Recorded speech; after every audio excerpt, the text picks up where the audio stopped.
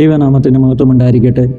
നമ്മൾ ആരിലാണോ ഫോക്കസ് ചെയ്തിരിക്കുന്നത്, അല്ലെങ്കിൽ നമ്മൾ എന്തിലാണോ ഫോക്കസ് ചെയ്തിരിക്കുന്നത്, അതായിരിക്കും നമ്മുടെ ജീവിത ലക്ഷ്യമെന്ന് പറയാം, അല്ലെങ്കിൽ അതായിരിക്കും നമ്മളെ മുമ്പോട്ട് നയിക്കുന്നത്. നമ്മുടെ ഫോക്കസ് ഒരിക്കലും മാറരുത്. നമ്മുടെ ഫോക്കസ് ആരിലായിരിക്കണം?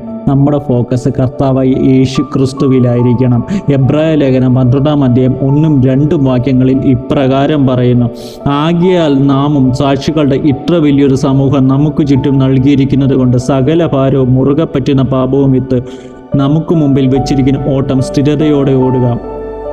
വിശ്വാസത്തിൻ്റെ നായകനും പൂർത്തി വരുത്തുന്നവനുമായി യേശു ക്രിസ്തുവിനെ നോക്കുക. തൻ്റെ മുമ്പിൽ വെച്ചിരിക്കുന്ന സന്തോഷം ഓർത്ത് അവൻ അപമാനം അലക്ഷ്യമാക്കി ക്രൂശിനെ സഹിക്കാൻ ദൈവസിംഹാസനയുടെ വലതുഭാഗത്തിരിക്കുകയും ചെയ്തു. അപ്പം നമ്മുടെ ഫോക്കസ് ആരിലായിരിക്കണം? നമ്മുടെ ഫോക്കസ് യേശു ക്രിസ്തുവിലായിരിക്കണം.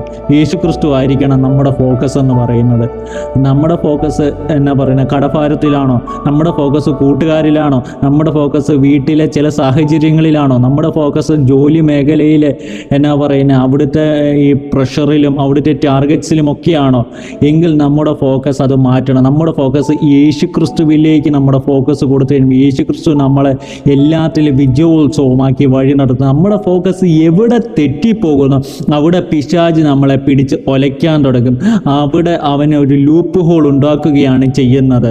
ആ ലൂപ്പ് ഹോളിലൂടെ പിശാച് കയറുവാനിടയാകും. അപ്പം അങ്ങനെ ഒരു സാഹചര്യം നമ്മൾ ഉണ്ടാക്കി കൊടുക്കരുത്. നമ്മുടെ ഫോക്കസ് എപ്പോഴും യേശു ക്രിസ്തുവിലായിരിക്കണം. യേശു ക്രിസ്തുവിനോട് പറ്റിച്ചേർന്ന് നടക്കണം. യേശുക്രിസ്തുവിനോട് ചേർന്ന് നടക്കണം. നമ്മുടെ അപ്പാ പിതാവ് യേശുക്രിസ്തുവാണ്. നമ്മൾ ഉള്ളം കൊണ്ട് വിശ്വസിച്ച് അവനോട് ചേർന്ന് നടക്കണം. കാരണം അവൻ നമ്മളെ വിലയ്ക്ക് വാങ്ങിയിരിക്കുകയാണ്. സ്വന്തം രക്തം നൽകി, സ്വന്തം ശരീരം നൽകി, സ്വന്തം ജീവൻ നൽകി നമ്മളെ വിലയ്ക്ക് വാങ്ങി. ആ വിലയ്ക്ക് വാങ്ങിയ യേശുക്രിസ്തുവിനോട് ചേർന്ന് നടക്കുന്നവരായി മാറണം. നമ്മുടെ ഫോക്കസ് എപ്പോഴും യേശുവിനോടായി മാറണം. യേശു ആയിരിക്കണം നമ്മുടെ ജീവിതത്തിൻ്റെ ലക്ഷ്യമെന്ന് പറയുന്നത്. അതായിരിക്കണം നമ്മുടെ ജീവിതത്തിൻ്റെ ആത്യന്തികമാകുന്ന ഒരു എന്നാ പറയുന്ന ഒരു എയിം, അല്ലെങ്കിൽ നമ്മുടെ ഒരു ഫോക്കസ് അതിലായിരിക്കണം. നമ്മുടെ ഫോക്കസ് എവിടെ മാറണം അവിടെ നമ്മൾ പരാജയപ്പെടും, അവിടെ നമ്മൾ നിരാശപ്പെടും, അവിടെ നമ്മൾ ഇല്ലായ്മയായിത്തീരും. ആ ഫോക്കസ് നമ്മുടെ യേശുവിൽ നിന്നുള്ള ഫോക്കസ് മാറ്റാൻ പിശാച് പല തരത്തിലുള്ള കെണികൾ കൊണ്ടുവരും. ചിലപ്പോൾ എല്ലാം നമ്മൾ ഉയരത്തിലേക്ക് നോക്കണം, നമ്മുടെ ജീവിക്കുന്ന കർത്താവ് യേശുവിലേക്ക് നോക്കണം. ഇവിടെ പറയുന്ന ക്രൂശിനെ സഹിക്കുകയും ദൈവസിംഹാസനത്തിൻ്റെ വലതുഭാഗത്ത് ഇരിക്കുകയും ചെയ്തു. അവൻ അപമാനം അലക്ഷ്യമാക്കി ക്രൂശിനെ സഹിച്ചു. നമുക്ക് വേണ്ടി ക്രൂശിപ്പെട്ടു. നമ്മുടെ പാപങ്ങൾക്ക് വേണ്ടി, നമ്മുടെ തെറ്റുകൾക്ക് നമ്മൾ അപമാനമാകേണ്ടിയിരുന്നത് യേശു ക്രിസ്തു നമുക്ക് വേണ്ടി അപമാനമായി. നമ്മൾ ഹല്ലേലൂയ ഹല്ലേലൂയ നമ്മൾ നിന്ദിക്കപ്പെടേണ്ടിയിരുന്നത് അവൻ നമുക്ക് വേണ്ടി നിന്ദാപാത്രമായി മാറി.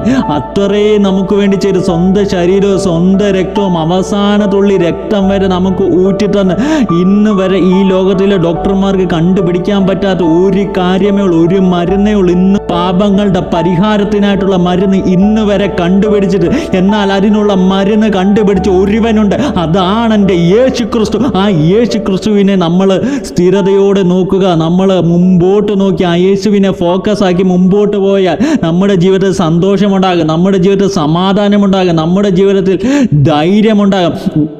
ബൈബിള് ആദ്യം തൊട്ട് അന്ത്യം വരെ പരിശോധിച്ചാൽ, ആരംഭം മുതൽ അവസാനം വരെ ബൈബിളിൽ ഓരോ പുസ്തകങ്ങളും ഓരോ അധ്യായങ്ങളും പരിശോധിച്ചാൽ അവിടെ എല്ലാം നമുക്ക് കാണാൻ സാധിക്കുന്ന ഒരു കാര്യമേ ഉള്ളൂ. എന്താണത്? ഭയപ്പെടേണ്ട, ഞാൻ നിന്നോട് കൂടെയുണ്ട്. ഭയപ്പെടേണ്ട എന്നുള്ള ആ വാക്ക് നമുക്ക് പലയിടങ്ങളിൽ ബൈബിളിൽ കാണുന്നത്. എന്തുകൊണ്ട്? ഭയപ്പെടാനുള്ള സാഹചര്യം നമുക്ക് മുമ്പിലുണ്ട്. പല സാഹചര്യങ്ങളിൽ നമ്മളെ ഭയപ്പെടുത്തും, നമ്മളെ നിരാശപ്പെടുത്തും, നമ്മളെ തകർത്ത് കളയും പല സാഹചര്യങ്ങൾ. എന്നാൽ യേശു പല തവണ നമ്മളോട് പറഞ്ഞിട്ടുണ്ട്, ഭയപ്പെടേണ്ട, ഞാൻ നിന്നോട് കൂടെയുണ്ട്. ഭ്രമിച്ച് നോക്കേണ്ട, ഞാൻ നിന്റെ ദൈവമാകുന്നു. ഞാൻ നിന്നെ ശക്തീകരിക്കും, ഞാൻ നിന്നെ ബലപ്പെടുത്തും, എൻ്റെ നീതിയുള്ള വലം കൈ കൊണ്ട് ഞാൻ നിന്നെ താങ്ങും. അങ്ങനെ പലയിടങ്ങളിൽ നോക്ക്, എൻ്റെ കൃപ നിനക്ക് മതി, എൻ്റെ ശക്തി ബലഹീനതകളിൽ തികഞ്ഞു എന്ന് 2 കൊരിന്ത്യർ ലേഖനം 12-ാം അധ്യായം 9-ാം വാക്യത്തിൽ പറയുന്നു. അങ്ങനെ പല ഭാഗങ്ങളിൽ നമുക്ക് നോക്കിക്കഴിഞ്ഞാൽ നമുക്ക് കാണാൻ സാധിക്കും നമ്മളുടെ ഫോക്കസ് എപ്പോഴും ആരിലായിരിക്കണം? അത് യേശുവിലായിരിക്കണം. നമ്മുടെ ഫോക്കസ് എപ്പോഴും യേശുവിലാകട്ടെ എന്ന് നിങ്ങളോട് ഒരു പ്രാവശ്യം കൂടി ആഹ്വാനം ചെയ്തുകൊണ്ട് ദൈവം നിങ്ങളെ ഏവരെയും അനുഗ്രഹിക്കും.